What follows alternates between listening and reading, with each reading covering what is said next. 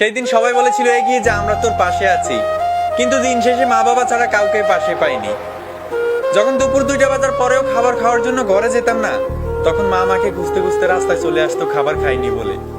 বাবারা সকাল থেকে সন্ধ্যা পর্যন্ত কাজ করে, এটা আমাদের সবারই চোখে পড়ে, কিন্তু মা যে একটার পর একটা কাজ সারাদিন করতেই থাকে, এটা আমাদের কারোই চোখে পড়ে না।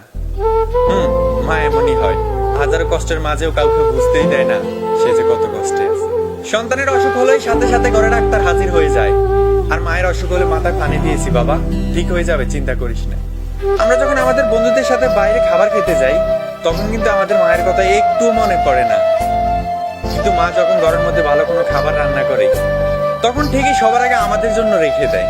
ছোটবেলা থেকে এই পর্যন্ত কখনোই তোমাকে বোঝার চেষ্টা করিনি মা, বিরক্ত লাগতো তোমার করা শাসন, মনের জানা ও জানায় অনেক কষ্ট দিয়েছি তোমাকে মা, আমি সরি মা, ক্ষমা করে দিও মা।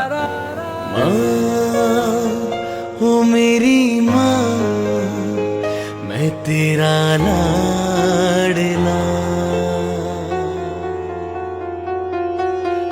माँ